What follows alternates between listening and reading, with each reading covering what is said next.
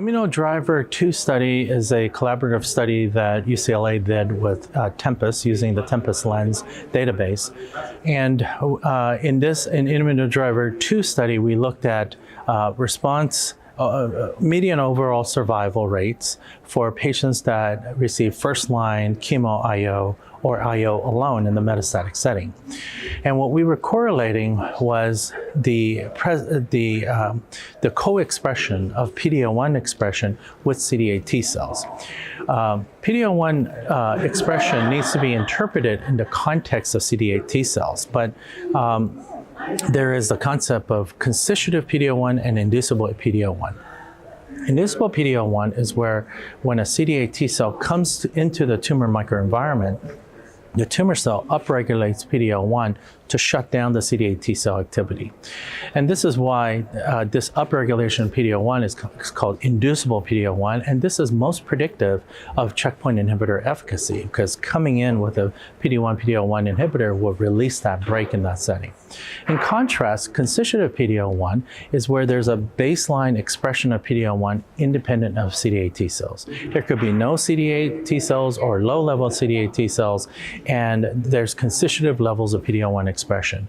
And this constitutive PD-L1 expression does not predict immune checkpoint inhibitor efficacy. So in the current phase 3 registrational trials, we don't look at the CD8 component when we interpret PD-L1 to be, high at 50% or 1 to 49 and less than 1. We only talk about PD-L1 expression outside of the context of CD8 T cells. And I think this is fundamentally one of the problems of why we're seeing heterogeneity and readouts of trials where PD-L1 has not been performing consistently, because it's by random chance how much inducible versus constitutive PD-L1 is present.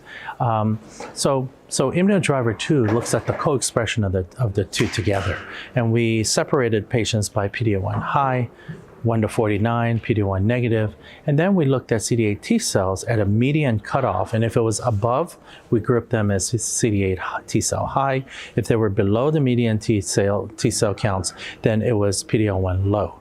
And what we found is that if your PD-L1 expression is high at any or progressively increasing from 1% all the way up to 50% and higher, and they were also correlated with CD8 T cell high, those patients performed the best. And the CD8 T cell high and PD-L1 high didn't reach its median overall survival. It was at 22 months and was still not reached.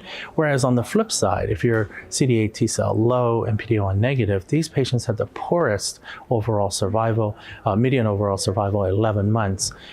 But all of the other groupings between the two analyses, all of the CD8 T cell high groups all outperformed the PD-L1 varying levels, especially if they're CD8 T cell low. So the take-home message, and this was over 1,300 patients in the first-line setting with chemo IO or IO alone, is that maybe in future trials we should revisit and go back to the fundamentals of enriching the patients who are most likely to respond, and that's going to be the PD-L1 positive patients with CD8 T cells.